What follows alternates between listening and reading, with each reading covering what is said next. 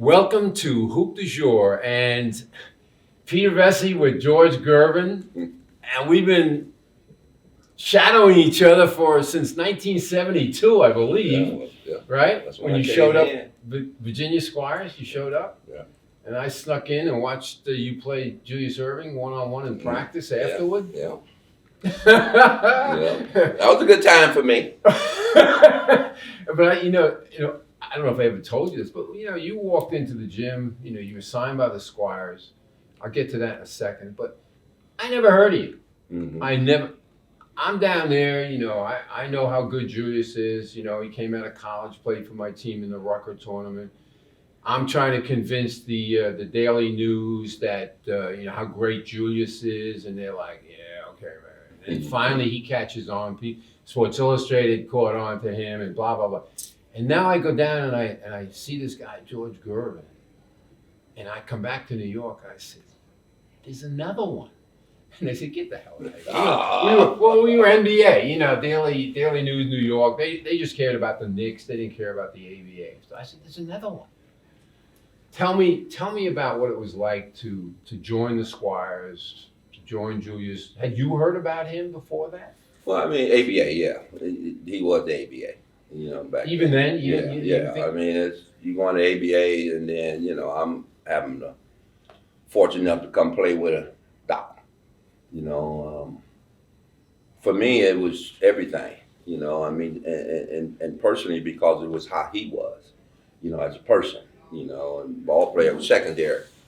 Doc was just a good person, and He says you were his rookie. I was. Call me rookie right now. He see me, if he walked in here now, he'll say, "What's up, Rook?" I'll still smile and say, "What's up?" Out of respect. Yeah. I mean, it's out of respect I had for the man, and then what he contributed to my early professional career. Like you say, we played one-on-one all the time. So.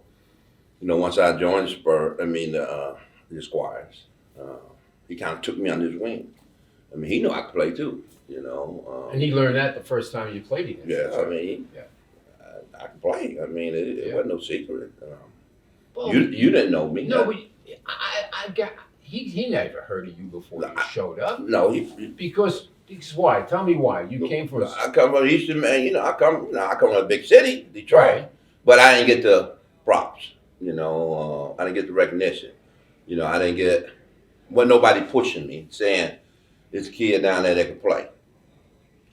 You go to Detroit and you ask somebody can join play. They knew. They'll look at you like you're crazy. Yeah.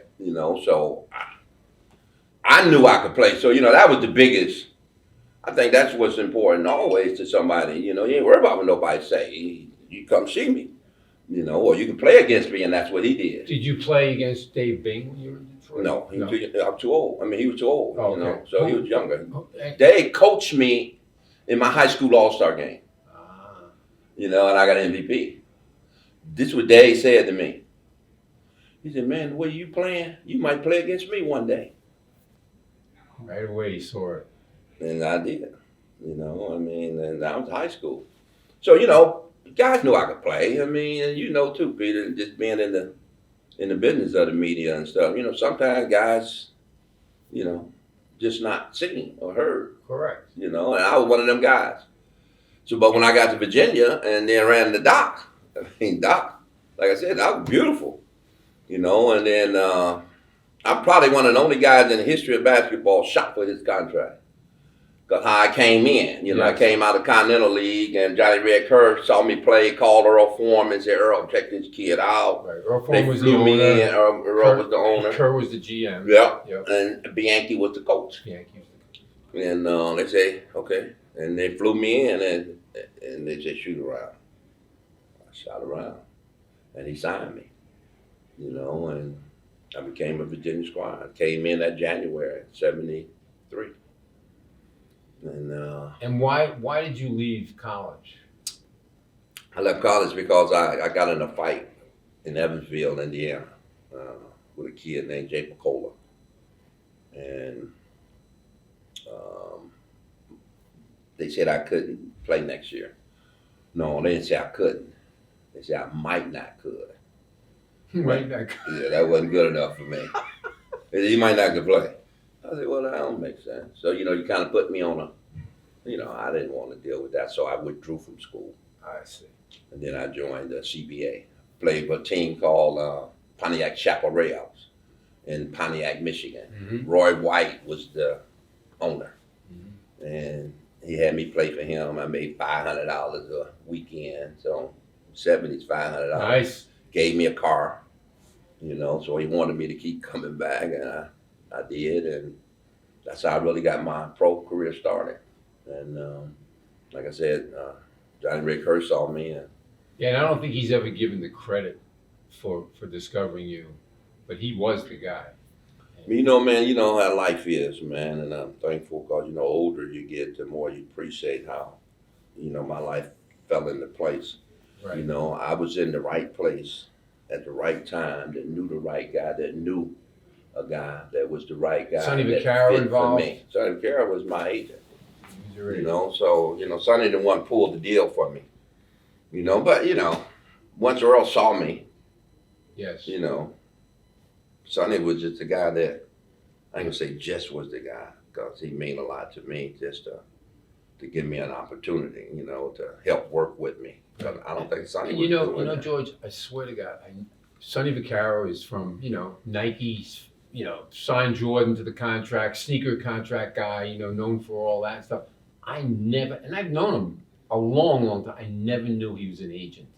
So I read recently that he was your agent. He's a good man, man. That's my man, man. I really appreciate him, man. Took the time out. And, Well, he was getting paid now. Well, I didn't pay him. No, well, I mean, Team did. now, I was a part of his beginning, and he was a part of mine. right.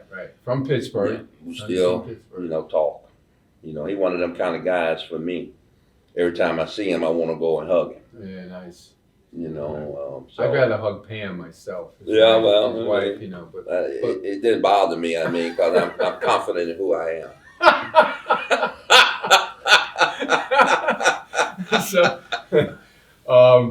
So many things come out of my head here. It's like I can't imagine you being in a fight. I don't think I've ever seen you in an ABA fight. Is that true? I was young. But, I ain't you getting were no a fight. skinny guy. You were skinny. I remember Ron Boone hit me in Richmond Coliseum. We were wrestling, tussling, and I ended up throwing him down. He jumped up, boom, hit me in the head. So I fight. I'm playing basketball. Right. I fight. I ain't like I wouldn't fight. Right. But I was so involved in the game. Yeah. Guy might wanted to fight me because they couldn't stop me. Right. Many times. Yeah, but a fight was never really a part of. It was an unfortunate incident in Evansville. At that time when I got into it with Jay Picola, hit him, knocked him out. Kind of taught me something about. I kind of lost myself. I ain't like that. You kind of went blank, man. A lot of things happen to people in their lives, man, when they react before they think. So I really made that a part of my priority in my life to start thinking before I react. Mm-hmm.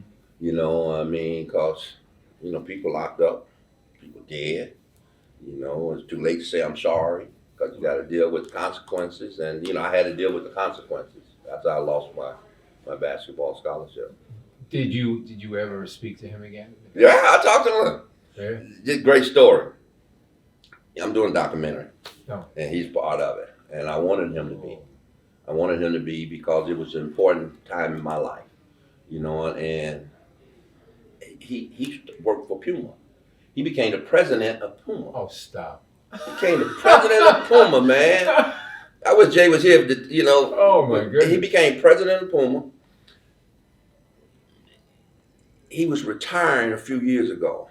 They called me up because this is what Jay used to do. My bobblehead.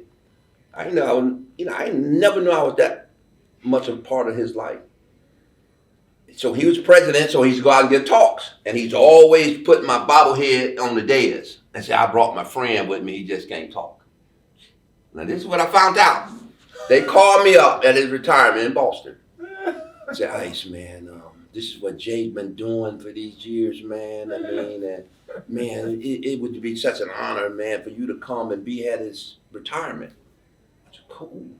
You know, because I wanted to tell him I was sorry. I never saw him again after the fight. And we went no fight, knockout. And so I went. So he went through his little act and came out, put me up. Baba, he said, I brought my friend out and he can't talk. And I walked up and said, oh, yes, I can.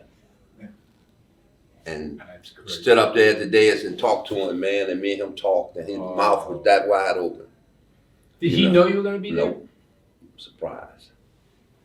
So you can imagine, I mean, it's really for television how it played out. You know, then I say, you know, Jay, man, I never got to tell you this, man. Because, you know, he was a roughhouse guy. So, you know, his whole goal was to get me upset. And, you know, he was beating me and all that. And then I say, man, you know, you accomplished what you tried to do, man. You got me, you know, knocked out the game, man. And I said, man, I am so sorry. Wanted to apologize, man, that, you know, I hit you like I did, man. I had been this many years before I can tell you I'm sorry. You know, and, you know, it kind of brought, I ain't gonna say tears, but then I can, because it was an emotional time. You know, because I never saw him no more. He said he used to see me in the airports doing passing. You know, but never would come up to me. And never blindsided you. Yeah, well, you know, I had good parochial vision. Yeah. I would have saw him coming. Hey, JD, you know what I'm talking about. Funny. Very funny. You know, but that's, you know, so that's kind of like, you know, how I started my career. That's how I got kicked out of school, right? Withdrew from school, and then I started my journey. You know, everything worked out. So it could have been my path to the game. You know, am I sorry? In some ways I am, you know, because I don't like to lose myself. But then again, it set me out on the journey that ended me right here talking to you. Yes. I've been following you, again, like we said in the beginning, since '72. When you started playing Julius one-on-one, at what point did you realize that you could actually play with him? Oh, the tune we played. You know, you knew right away. Yeah. And then I knew his game once I played him. Right. He couldn't shoot.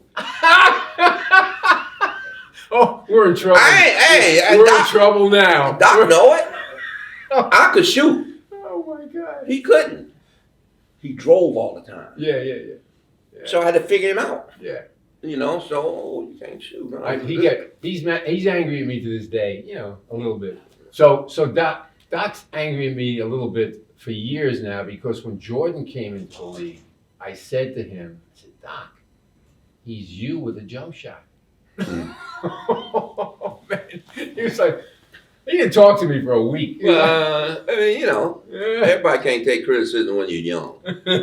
You know, I'm saying it now that we both are older. Right. You know, and that wasn't his specialty, shooting a jumper. Right. Now, he can get around you, great athlete. Right. You know, and I'm a student of the game. Uh-huh. I could figure things out. Right. Immediately. You know, I mean, I said, oh, you want to keep going around me, huh? So he kept the ball. Right. That first week. Second week, I kind of understood. So I started getting the ball more. I can shoot. Right. I can get it off. I can create. You know what I mean? So for me, it wasn't winning or losing. You know, people say, oh, well, who won? He won the most. That wasn't the ticket, winning or losing. Yeah. He was helping me understand you belong. That's how I took it. He built up my self-esteem, built up my confidence to say, hey, you could play in this league. That's what I appreciate about him. Right. You know, I mean, I started with Doc, finished with Mike. You know, I mean, so for me, all right, let's go there and then come back. Let's go to Mike. So Mike gets hurt early in the season, third game of the season.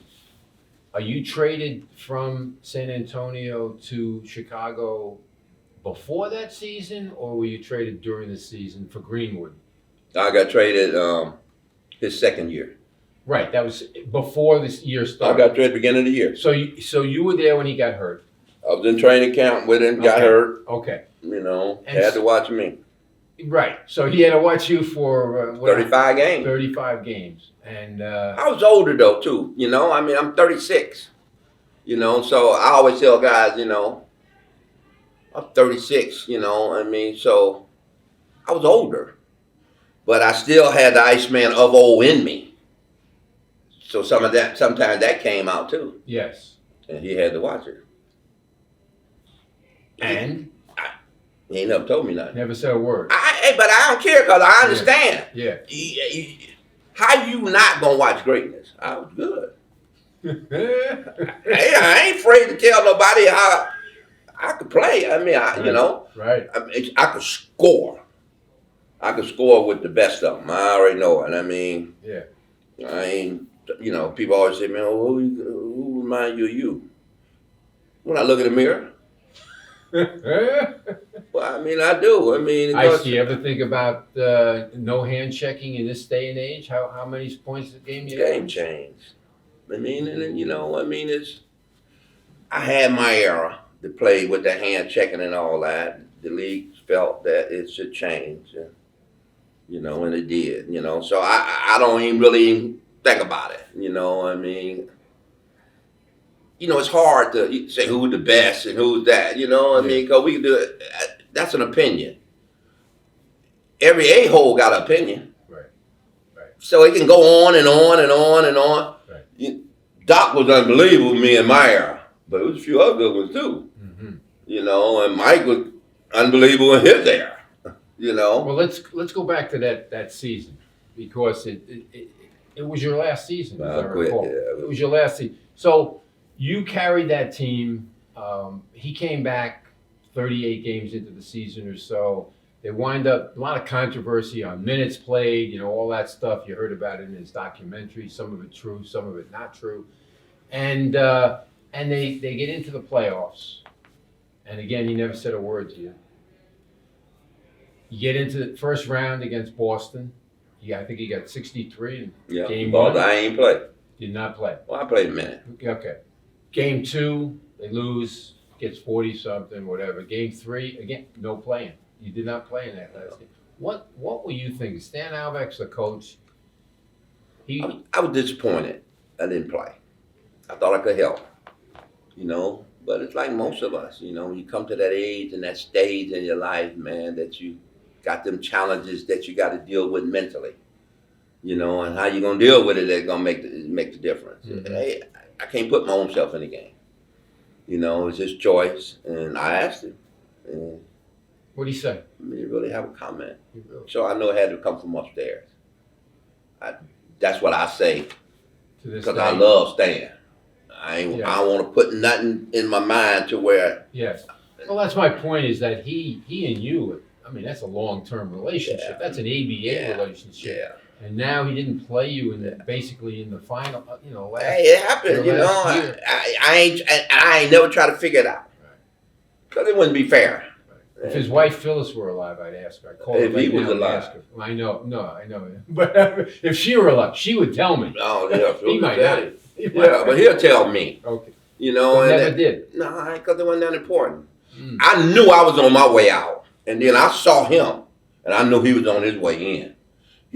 In practice, he was unbelievable. Mm-hmm. He played just as hard in practice as he did in the games. I couldn't help but to love it. It could remind me of me. Well, I didn't play that hard in practice. I didn't have to. But it was a different era coming. Right. And he was that guy that's going to carry that era. Potentially, he could have been anything. I didn't know he was going to be what he was. But he had to drive. Could be it. Even Rod Thorne, who drafted him, said he didn't know. He had no idea he was that good. Man, he was. Right. That brother had a drive, man, that was like, wow. I remember we practiced and stuff, man. Stan had his drill thrown up at the rim and stuff, and we all go get it. Man, I say, dang, young fella. He said, oh, old man, go and sit down. I think, okay, I think I will. I will go sit down. Safer over there. I didn't prove everything I needed to prove in that game to try to come with a young buck that was phenomenal. Right.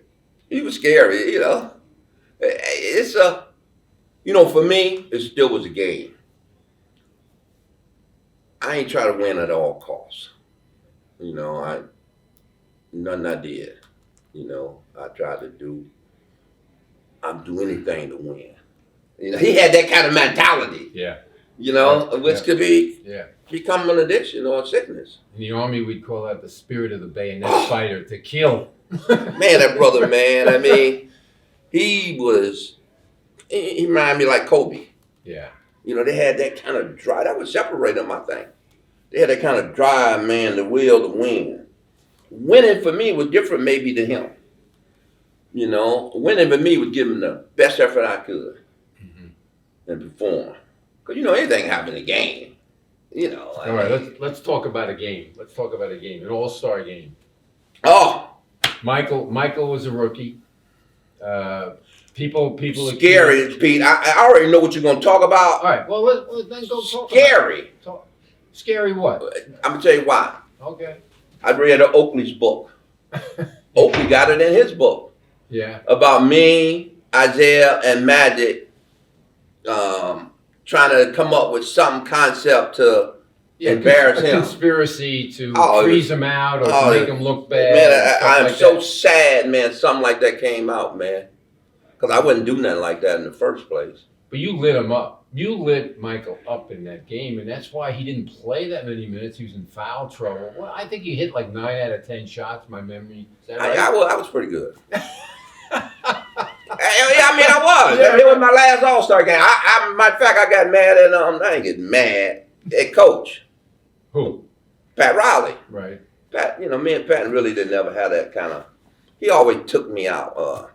Julius won the MVP of the last championship team.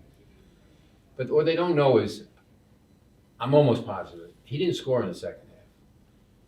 They were down 13 or so in the fourth quarter to Denver at New Jersey, at the Nets Coliseum, Nassau Coliseum. Super John took over the game. Off the top of my head, I think he scored like 16, 18, 24, 22 in the second half. He played. He won the game. It was he all played, him. Man. And nobody mentions him as a great player. That's why they got me and you. You know, because there's so many guys, man, that's been forgotten. You look Billy Knight. Billy Knight get 30 and you be saying, man, how did the guy get 30? I say easy. That's how he got 30. Got me like Alex English. Another one, man, you know, that I talk about all the time, man, don't get the credit he deserves. You know, and I know it hurts. Right. You know, I mean, because the guys flat out play, man. I mean, you know, they flat out play, man. They were just as good as anybody that played the game. In my eyes, because I played against them. So you know. I know for a fact, you know, I mean, so I know it hurts, you know. Say Jabali. Go to Jabali. Jabali was nuts. Warren Jabali. Played hard, crazy, didn't take no stuff, you know, and he was early on in my career. Right. You know, so I just knew of him. Did he try to beat you up? Yeah. But then I never let him know it hurt. You know, and he's always coming at me. I said, man, man, you going to hurt me today. He said, but you don't be crying. I said, oh, well, I'm from Detroit. You ain't let you see me sweat. You know, I mean, plus I could score. You know what I'm saying? I mean, but he was that kind of guy where he intimidate you. I know. He threatened me a couple times. Yeah, but he ain't just threatening. I listened to him. Hey, you hear what I say? I moved backwards. He ain't just threatening. No, I knew it was for real. Our brother there, man. He told me once, he said, you got 5 seconds to get out of the locker room. I was gone in 3. Yeah, he's a smart man. David Thompson. All right. You know, I mean, I tell you who shoot it. Billy Knight. No. Billy Keller. Billy Keller shoot the lights out. Pacers. Don Boozy. Right. Good play. All Louis Dampier. Right. You know, I mean, they keep talking about shooters and three-pointer. Y'all need to look up Louis Dampier's three-point record. Right. Led the ABA in 3 points. Yeah. Flat out. Man, just flat out shoot the But the ball. difference being is that in those days, the ABA teams would maybe take, I don't know, 7 or 8 a game, something like that. Now it's 7 or 8 in the first 3 minutes. You be honest. It's sports and entertainment now. Yeah. It was basketball when we played. Yeah. I ain't taking nothing away from these guys. Sports and entertainment. We play basketball. Big difference. You can't really compare it. You would try. There's changes that happen in the game that just part of it, man. People always say, man, don't you wish you were playing this era? Oh, heck no. With all this media and look, eyes everywhere and stuff, man, and you're dealing with young people, man, that don't make good choices, and you got a lot of money, so what? Can you imagine playing in that bubble? That's scary. You couldn't go nowhere. Come on, man. Do I want to live like that? No, I wouldn't want to live like that. I'm glad to be a part of the foundation to see where this game is today. Again, I'm a foundation guy. Roots. Right. Think about it. That's the only way it's going to grow. Only way this thing going to grow is if you have a good, solid foundation to build off of it. Dave Stern, great leader. Helped take this game globally to another level. Adam changed the game now again. Expanding it, worldwide and doing things that ain't never been thought about happening. Right. Because they're young, and they, they see that it can grow. We never knew gambling. We never thought gambling was going to be a part of basketball, man. It is amazing. Come on, man. We go from you go to jail and you gamble until I bet you $100 he don't make that jumper. Stern wouldn't allow the NBA into Vegas because they wouldn't take the games off the board. No, I'm amazed by it. I truly am. I know for a fact, I'm not going to name names, but I know a fact, 2 or 3 owners that were betting on games in the ABA. Hey, man, I ain't mad on them.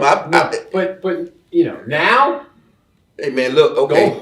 The greatest owners of all time is the St. Louis owners. Right. They ain't never did nothing but say, the Sumner brothers. They did like this. Bring that money on in. Yeah. Never seen it. They'll make $1 billion and stuff, man. Ain't never part of the league. Right. Got that TV. Yeah. So, hey, man, it just works out, man. I am so proud, man, to be an ABA alumni and an NBA 75th graders, 50 graders. And I leave it at that. I am so proud, man, because I love the game. No, I was in love with the game. It's a big difference. Some guys love it. Some guys in love with it. I was in love with it because there wasn't nothing I could do to try to get better. That's when you're in love.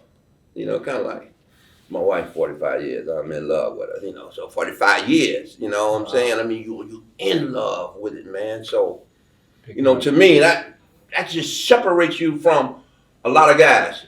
You look at guys that play today, you say, man, that guy love the game. He ain't in love with it. He in love with that check, though. And it's big. But it's all a part of our backs. Me and JD's and guys, it's part of our back that this money has grown like it have, man. I'm thankful for that. I don't care how much you got. I ain't eating out no can. It don't bother me how much money you got, man. If you say, man, you miss all this money. Man, I got what a lot of them don't got. Wisdom. That'll take me through the rest of my life. They got to get it. And money suppresses it. The money make you a part of the world. I don't want to be a part of it.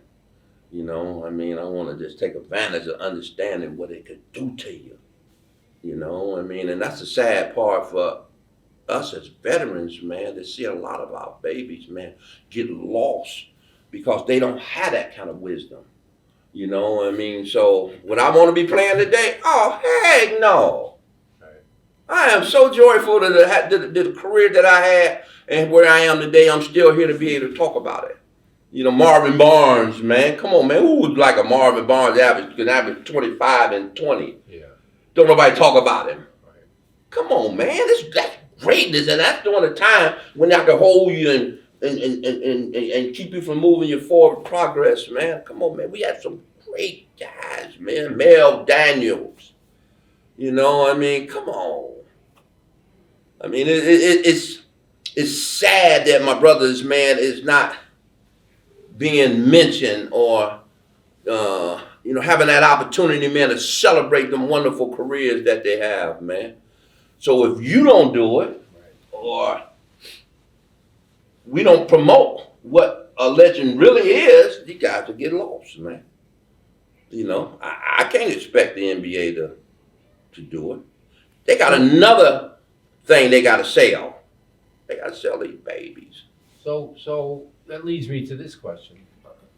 A few questions, but number one is like the Major League Baseball has recently decided that the black leagues statistics now count. Mm-hmm. Right? Why isn't the NBA counting ABA statistics? It's ridiculous. I don't know. Why wouldn't they have Julius's stats in there and Moses' stats and your stats? It's like it really bothers me. And I understand. You know, I mean, because if you merge, I mean, that should happen. well, if they're giving it, if Major League Baseball is smart enough to do what it did, then statistics now count. You know, I look at it like this, man. You know,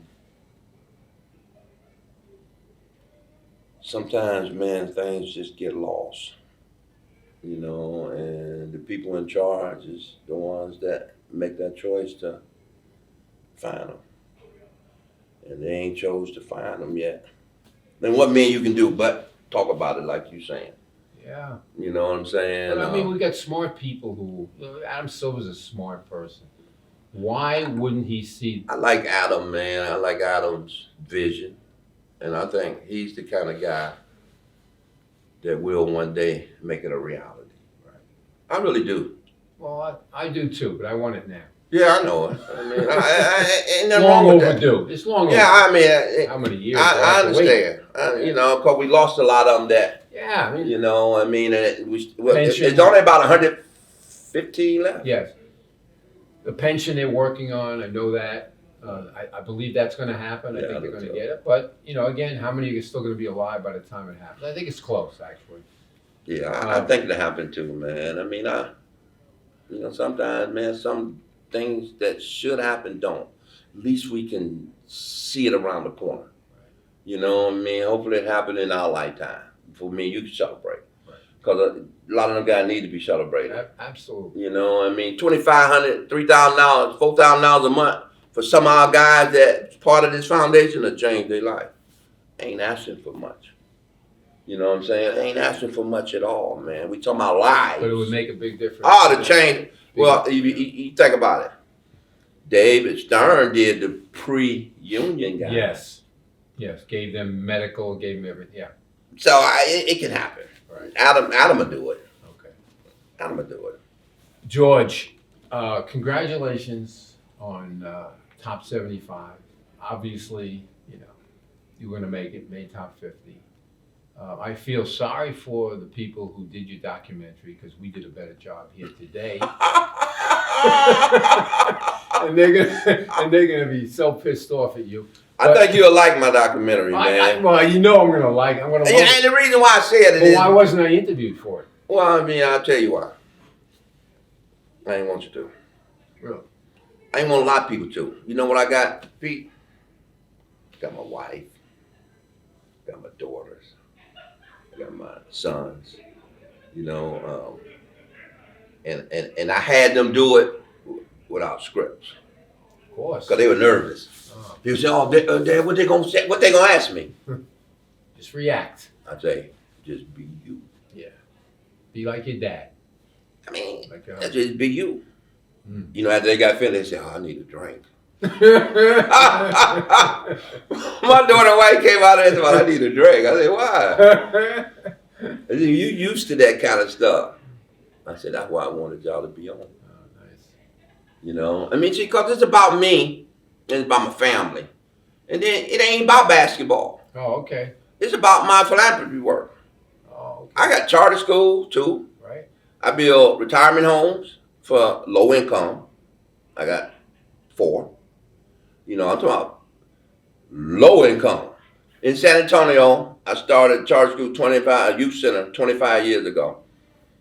In that period of time, we brought $300 million into the city for services, education, child care. That's what we're really talking about. I mean, about my ball. Forget ball. Right. It changed lives. Right. When I see a kid come and say, Mr. Gervin, I graduated from your academy. Nice. And I'm this, I'm that. I do this, I do that. Oh, that's Come on, man. Yeah, that's what it's about. That's what it's all about, No man. question. You know what I mean? No question. Forget basketball. I was good. I just didn't win no championship. I'm mad at it, but I tried hard, and everybody can't win one because only one team can win a year. And it ain't no ties. Right. So I appreciate the relationship, Peter. Over all these years, man, we all then went through endured, I say, a lot to get here. To still be able to smile and appreciate each other, man. And I truly appreciate you, man, and your fine work, man, over all these years, man. Give me chills, man. Hey, man. That's what they call me ice. And we're done. Oh, that's good.